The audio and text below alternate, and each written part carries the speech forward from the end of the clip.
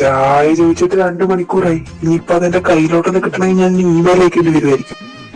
എന്തുവാ മനുഷ്യ കിടന്ന് കാരണേ? നിങ്ങൾ ഇവിടെ ചായ ചായ എന്ന് പറഞ്ഞാല് അത് ഉണ്ടാക്കണ്ടേ? അല്ലാണ്ട് ചുമ്മാ പച്ചവെള്ളം എടുത്തോണ്ട് വന്നാ മതിയോ? എന്റെ കർത്താവേ, ഒരു വാട്ടച്ചായക്ക് ഇത്ര ഡിമാൻഡോ? കൊച്ചെന്തേടി രാവിലോട്ട് കാണുന്നില്ലല്ലോ?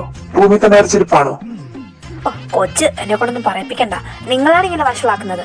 അവിടെ ആരോടുള്ള വാശിക്ക് അവിടെ കയറി ഇരിക്കുവാണ്. ആകപ്പാടെ വാ തുറക്കുന്നതോ തറുതല പറയാനും തർക്കുത്തരം പറയാനും മാത്രം. എങ്ങനെ നന്നാവാനാ? നിന്റെ വിത്ത് നിന്നെ കണ്ടല്ലേ പഠിക്കുന്നേ. ആ അതെ അതെ, ഞാൻ ഇൻക്യുബേറ്റർ വെച്ച് വിരിപ്പിച്ചെടുത്താണല്ലോ അല്ലേ? എന്നാ പറഞ്ഞാൽ എന്റെ കഥയിലോട്ട് എടുത്തിട്ടാ മതിയല്ലോ നിങ്ങക്ക്. രാവിലെ രണ്ടും കൂടെ കുറച്ച് സമാധാനം തരുമോ മനുഷ്യന്? ദേ നിങ്ങളുടെ മോള് വന്നേക്കുന്നു സമാധാനം ചോദിച്ചോണ്ട്. എടുത്തു വെച്ച് കൂട്.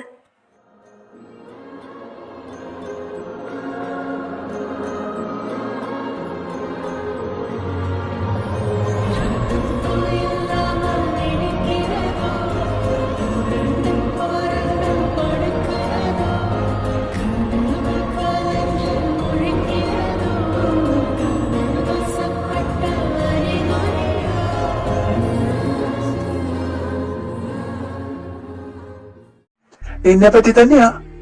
അല്ല, രാവിലെ എങ്ങോട്ടായി കെട്ടിയിറങ്ങി? ഇന്ന് കോളേജ് ഉണ്ടോ? ഞായറാഴ്ചയല്ലേ? ആ ബെസ്റ്റ്. അപ്പനല്ലേ പറഞ്ഞേ ഇന്ന് എന്നെ ആരോ കാണാൻ വരുന്നുണ്ടെന്നോ ആ കഫേയിൽ വെച്ച് മീറ്റ് ചെയ്യണമെന്നോ. എന്നിട്ട് ഞാനിപ്പോ ഒരുങ്ങി വന്നപ്പോ എങ്ങോട്ടാന്നോ? എടിയേ, ഇത് നമ്മുടെ കൊച്ചു തന്നെയല്ലേ? സാധാരണ ഇവിടെ കല്യാണക്കാരും ഒക്കെ മുടക്കാറാണല്ലോ പതിവ്. ഇതെന്നാ പറ്റി? ഓ, അവളുടെ പറച്ചില് കേട്ട് അറിഞ്ഞൂടെ മനുഷ്യ, അവൾ ഇത് മുടക്കാനാ പോന്നെ. ദേ അനുവേ, ഞാനൊരു കാര്യം പറഞ്ഞേക്കാം. ഇതും കൂടെ നീ മുടക്കിയിട്ട് വരാനാണെങ്കിൽ നിന്റെ അപ്പന്റെ അമ്മയുടെ ശവമായിരിക്കും നീ കാണുന്നേ. എലിവേഷൻ ഞാൻ മേടിച്ചു വെച്ചേക്കുന്നേ. ഓ പിന്നെ അമ്മയുടെ എലിവേഷൻ നിന്ന് ഡെയിലി പോലും ചാവുന്നില്ല, പിന്നെയാണ് നിങ്ങള്. ആ ആട്ടപ്പാ, ഇപ്രാവശ്യം എത്ര രൂപയ്ക്കാ കച്ചവടം? കച്ചവടോ? നീ എന്നാ കൊച്ചി പറയുന്നേ? അറക്കാൻ വെച്ചിരിക്കുന്ന പൂത്തിന്റെ അവസ്ഥയാണല്ലോ എനിക്ക് മാത്രമൊന്നും ഞാൻ പറയുന്നില്ല. കാശുകാരന്റെ വീട്ടിൽ ജനിച്ച എല്ലാ പെൺപിള്ളേരുടെ അവസ്ഥ ഇത് തന്നെയാ. കഴിഞ്ഞ വട്ടം 100 പവനല്ലായിരുന്നോ? ഇപ്രാവശ്യം റെക്കോർഡ് പൊട്ടിച്ചോ? എത്രയാ പറഞ്ഞു വെച്ചേക്കുന്നേ? കേട്ടില്ല അവളുടെ അധിക പ്രസംഗം. നിനക്കൊന്നും പറയാല്ലേ മനുഷ്യ? നിന്റെ വിചാരം എന്താ? നിന്നെ ഒഴിവാക്കാനാണ് ഞങ്ങൾ ഇതൊക്കെ ചെയ്യുന്നേന്നോ? നിന്റെ നല്ലതിനു വേണ്ടിയല്ലേ?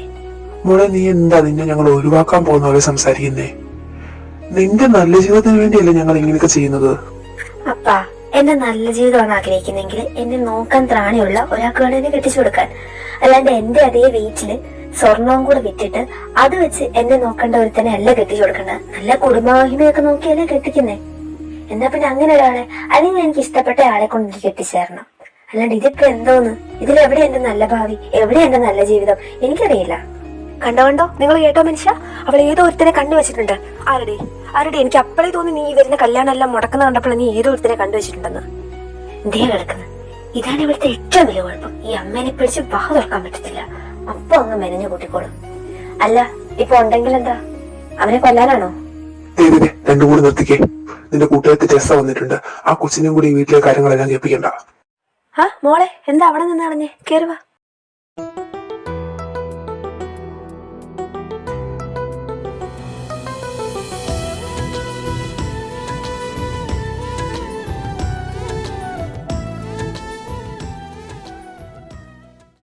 എന്താണ് അമ്മയും മോളും രാവിലെ ഒരു യുദ്ധത്തിന്റെ ഒരു സാധ്യത?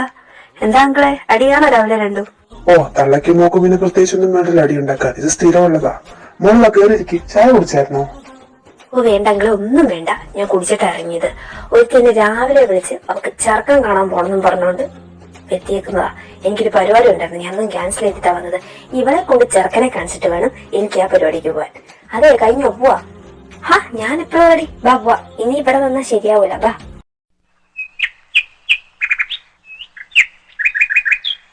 അനുവേ, എനിക്ക് നിന്നോട് സീരിയസ് ആയിട്ടൊരു കാര്യം സംസാരിക്കാനുണ്ട്. ആ, നീ സംസാരിക്കടി, ഞാൻ കേൾക്കുന്നുണ്ടല്ലോ. പറ. 1.5 വർഷമായിട്ട് നിഴല് പോലെ ഞാൻ നിന്റെ കൂടെയുണ്ട്.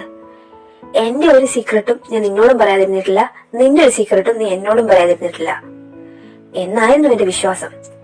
പക്ഷെ എനിക്കിപ്പോ ഉറപ്പാണ് നിനക്ക് ഒരു റിലേഷൻഷിപ്പ് ഉണ്ട്. അത് ഞാൻ ഇതുവരെ അറിഞ്ഞിട്ടില്ല. നിനക്ക് എന്നോടൊന്നും പറയാനില്ലേ? ഓ, അതായിരുന്നോ നീ ഇത്ര സീരിയസ് ആണെന്നും പറഞ്ഞോണ്ട് ബിൽഡപ്പ് കൊടുത്തേ? ഇതിനെന്നെ എത്ര സീരിയസ്? ഇത് സീരിയസ് ആണോന്നോ? സത്യം പറയടി, നിനക്ക് റിലേഷൻഷിപ്പ് ഇല്ലേ? നിനക്ക് ആരോ ഇല്ലേ നിന്റെ മനസ്സിൽ? സത്യം പറഞ്ഞ എന്നോട്. ഉണ്ടോന്ന് ചോദിച്ചാ ഉണ്ടെന്നും പറയാം, ഇനിയിപ്പോ ഇല്ലേന്ന് ചോദിച്ചാ ഇല്ലാന്നും പറയാം. അല്ല വേണ്ട, ഉണ്ടെന്ന് തന്നെ പറയാം. ഓഹോ, വൃത്തികെട്ടവളെ, എല്ലാ തെണ്ടിത്തരത്തിനും ഞാൻ നിന്റെ കൂടെ നിന്നിട്ടുണ്ട്. എന്നിട്ട് നീ എന്നോട് ഇത് പറഞ്ഞില്ല അല്ലെ? ഇത്ര വലിയൊരു കാര്യം. ശേടാ, ഞാൻ പറയുന്ന മുഴുവൻ കേക്ക്. 1.5 വർഷമായിട്ട് നീ അറിയാത്ത ഒരു സീക്രട്ടും എനിക്കില്ല. ഇത് 1.5 വർഷം മുമ്പ്. ഇനി അങ്ങനെ പറ. തല്ലിക്കൊന്ന ഞായറാഴ്ച കുർബാനയ്ക്ക് പോവാത്ത നീ ഞായറാഴ്ച ഒഴികെയുള്ള ബാക്കി എല്ലാ ദിവസവും ആ പള്ളിയുടെ പരിസരത്തോട് ചുറ്റിക്കറങ്ങി നടക്കുന്ന കണ്ടപ്പോഴേ എനിക്ക് ഡൗട്ട് അടിച്ചു. സത്യം പറ, നീയുമൊക്കെ പേരും തമ്മിലുള്ള ബിള്ളേ. ഐ മീൻ തിങ്ക് ഓഫ് നീ എന്റെ തള്ളയുടെ സംഭവം തുടങ്ങരുത് കേട്ടോ. അതെങ്ങനെ ചേട്ടനെ പോലെ എന്നെ എല്ലാ തോന്നിയ ദിവസത്തിന് ആകപ്പാടെ കൂട്ടിയിരിക്കുന്ന ഒരു മനുഷ്യനതാ. നീ വരുന്നതിന് മുമ്പും വന്നു കഴിഞ്ഞിട്ടും നീ അങ്ങനെ പറയലോട്ടിട്. അപ്പൊ അതല്ല അല്ലേ? ഞാനിതങ്ങനെ വിടാൻ ഉദ്ദേശിക്കുന്നില്ല. മര്യാദക്ക് സ്റ്റോറി പറഞ്ഞു. 1.5 കൊല്ലം മുന്നേ ആണെങ്കിൽ എനിക്ക് സ്റ്റോറി ആക്കണം. വേഗം പറഞ്ഞു. എനിക്ക് ആളെയും കാണണം, എന്നെ കാണിച്ചു തരണം. നിനക്ക് സ്റ്റോറിയും പറഞ്ഞുതരാം, ഞാൻ ആളെയും കാണിക്കാം. എന്തായാലും ഒരു ദിവസം നിന്നെ ഞാൻ ആളെ കാണിക്കണം എന്ന് പറഞ്ഞോണ്ടിരിക്കുവായിരുന്നു. ഞാൻ കാണിച്ചു തന്നേക്കാം. അല്ല, ഇപ്പൊ കഥ പറഞ്ഞെങ്കിൽ ശരിയാവും. നമ്മൾക്ക് കഫേയിലോട്ട് പോണ്ടേ? അവിടെ എന്നെ കെട്ടാൻ മുട്ടി വരുത്തുമ്പോ ഇരിപ്പില്ലേ, അവനെ ഓടിക്കണ്ടേ? ബാ, വണ്ടിക്ക് പോണ്ട, നമുക്ക് നടന്നു പോകണം. അപ്പൊ കഥ പറയാൻ ഇഷ്ടപ്പെട്ട സമയമുണ്ടല്ലോ. നിന്നെ കാത്ത് അവിടെ ഇരിക്കുന്നവന് അത്രയും സമയം കൊണ്ട് കല്യാണപ്പാടൊന്നും കഴിഞ്ഞു പോകത്തില്ല. ബാ, നടന്നു പോവാം. എന്നാ പിന്നെ ഞാൻ പറഞ്ഞു തുടങ്ങിയേക്കാം. 1.5 കൊല്ലം മുമ്പുള്ള ഞാനല്ലേ? അല്ല, 2 കൊല്ലം മുമ്പുള്ള ഞാനെന്ന് പറയുന്നതായിരിക്കും കുറച്ചും കൂടി നല്ലത്. നീ കാണുന്ന ഞാനുണ്ടല്ലോ, ഞാൻ ഇങ്ങനൊന്നും അല്ലായിരുന്നു. ഞാൻ അധികം ആരോട് സംസാരിക്കാറില്ല. എനിക്കധികം സൗഹൃദങ്ങളില്ല. അല്ല, എങ്ങനെ ഉണ്ടാവാനാ? കുരിശിങ്കൽ ഡെറിക് എബ്രഹാമിന്റെ മകൾ, ഈ ഒരു പേരിലായിരുന്നു ഞാൻ അറിയപ്പെട്ടുകൊണ്ടിരുന്നത്. ആ പേര് മാത്രമല്ല, ആൾക്കാരുടെ മുമ്പിൽ എല്ലാവർക്കും ഒരു കാഴ്ച വസ്തുവായിരുന്നു ഞാൻ. ആകപ്പാടെ കുറച്ച് സമാധാനം എനിക്ക് കിട്ടിക്കൊണ്ടിരുന്നത് ആ ബംഗ്ലാവിനകത്തുനിന്ന് പുറത്തിറങ്ങുമ്പോഴായിരുന്നു. ആരും കാണാതെ പതുക്കെ ഞാൻ നടക്കാനിറങ്ങും. അപ്പോഴും ഉണ്ടാവും വഴിനീളെ കുരിശിങ്കലെ ഡെറിക്കിന്റെ മോളെ പറ്റി പറയാൻ കുറെ എണ്ണം. അങ്ങനെ എന്റെ എന്നുമുള്ള യാത്ര ഞായറാഴ്ച ദിവസങ്ങളിൽ മാത്രമായി ചുരുങ്ങി. പള്ളി പോക്കും മറ്റും ആയതുകൊണ്ട് തന്നെ അധികം ആൾക്കാരൊന്നും എന്നെ ശ്രദ്ധിക്കാറില്ലായിരുന്നു. അങ്ങനെ ഒരു ഞായറാഴ്ച ദിവസമാണ് ഞാൻ അവനെ ആദ്യമായി കാണുന്നത്.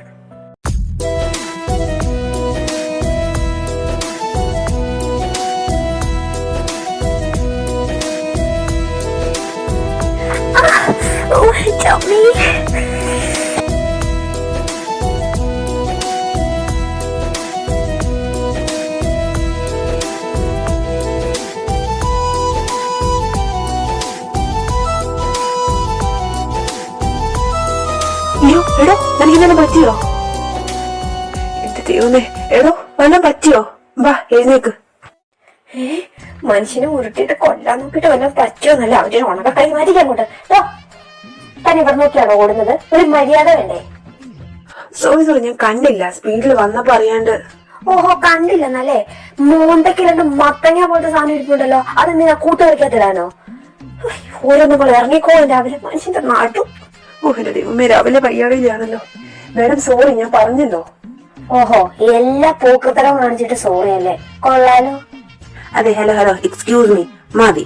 ഞാൻ എന്റെ മര്യാദയ്ക്ക് സോറി പറഞ്ഞപ്പോൾ തെറ്റ് ഫുള്ള് തന്റെ ഭാഗത്താ. തിരിഞ്ഞു നോക്കിക്കൊണ്ടാണ് ജോഗിങ്ങിന് ഓടി വരേണ്ടത്. നേരെ നോക്കി ഓടണം. എന്നെ ഇടിച്ച് നിരത്തി വീണിട്ട് എന്റെ മര്യാദയ്ക്ക് ഞാൻ സോറി പറഞ്ഞപ്പോ എന്റെ തല കയറാൻ വരുന്നു. ഓഹോ, ഇത് എന്റെ തലയിലായല്ലേ? എടാ, ഇത് ജോഗിങ് ആണ്, അല്ലാണ്ട് താൻ ഒരുമാതിരി ഒളിമ്പിക്സിൽ ഓടുന്ന പോലെ അല്ല ഇവിടെ കിടന്ന് ഓടേണ്ടത്. ഇതൊക്കെ എവിടുന്ന് കെട്ടും പൊട്ടിച്ചോണ്ടിറങ്ങി വരുന്നു എന്തോ. എന്റെ പൊന്നു പെങ്ങളെ, ഇപ്പൊ തനിക്ക് പ്രശ്നമൊന്നുമില്ലല്ലോ? ഞാൻ സോറിയും പറഞ്ഞില്ലേ? പെങ്ങളോ? ഇങ്ങനെ ആളുകളെ എനിക്കറിയത്തില്ലെന്നല്ലോ. എന്റെ അപ്പനോട് പറഞ്ഞിട്ടില്ല. അറിയാൻ സാധിച്ചത് സന്തോഷം കേട്ടാ. എന്റെ ദൈവമേ, നിന്റെ വായി ചെന്നപ്പെടാൻ ആരെ കൊണ്ടും പറ്റൂല. സമ്മതിച്ചു, തെറ്റ് ഫുള്ള് എന്റെ ഭാഗത്താ. ഞാനായിരുന്നു തെറ്റായ റൂട്ടിൽ കൂടെ ഓടി വന്നത്. ഇനി ഞാൻ ഈ പരിസരത്തോട്ടേ വരത്തില്ല. പ്രശ്നം കഴിഞ്ഞില്ലേ? ഞാൻ പൊക്കോട്ടെ? ഓ, ആയിക്കോട്ടെ, ചെല്ല്. അങ്ങനെ അയാളുടെ വഴിക്കും പോയി, ഞാൻ എന്റെ വഴിക്കും പോയി. പക്ഷെ എനിക്ക് അന്ന് എന്തെന്നില്ലാത്തൊരു സന്തോഷമായിരുന്നു. അത്രയും നാളെ ഞാൻ പൂട്ടിയിട്ടിരുന്ന എന്റെ നാവിനെ അന്ന് ഞാൻ സ്വതന്ത്രമാക്കിയത്. അയാളോട് വഴക്കിടാനാണെങ്കിലും എന്താണെന്നറിയില്ല, എനിക്ക് ഭയങ്കര സന്തോഷമായിരുന്നു. ഒരുപാട് നാൾ അടക്കി പിടിച്ചിരുന്ന എന്റെ ആ ഒരു സംസാരം അതെനിക്ക് പുറത്തെടുക്കാൻ സാധിച്ചു. പിന്നെ എനിക്ക് ഊണിൽ ഉറക്കത്തിൽ മുഴുവൻ അയാളെ പറ്റിയ ചിന്ത.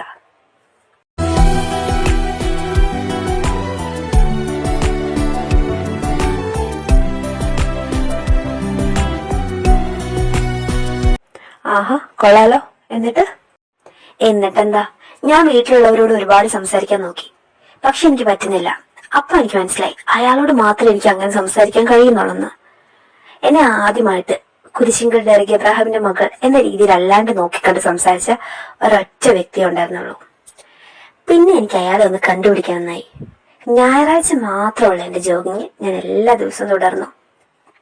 ഓ, വലിയ സാഹിത്യപരമായിട്ടൊന്നും വേണ്ട. ചുരുക്കി പറഞ്ഞാൽ നിന്നിലെ കോഴി കുഞ്ഞുണർന്നു. ആ, ബാക്കി പോരട്ടെ. ഓ, അങ്ങനെയെങ്കി അങ്ങനെ. എന്നിട്ടെന്താ, ഞാൻ എല്ലാ ദിവസവും ഞാൻ അന്ന് പോയി അതേ വഴി കൂടെ പോകും. എന്നിട്ടോ അന്ന് വീണ ആ സ്ഥലത്ത് പട്ടി കുത്തിയിരിക്കുന്നവൾ ഞാൻ കുത്തിരിക്കും. എവിടെ, അങ്ങനെ ഒരാഴ്ചയായി 2 ആഴ്ചയായി അവിടെ എങ്ങും ആരും വരുന്നുമില്ല. അവൻ അന്ന് പറഞ്ഞ പോലെ തന്നെ പിന്നെ അവൻ ആ വഴി തിരിഞ്ഞു നോക്കിയിട്ടില്ല. എന്നാൽ ഒരു ദിവസം അപ്രതീക്ഷിതമായിട്ട് ഞാൻ ഒരു ശബ്ദം കേട്ടു.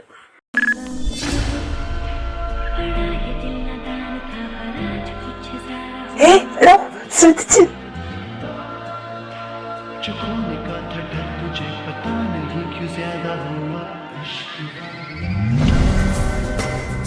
आज दर्द भी तो हमको आज कुछ ज्यादा हुआ।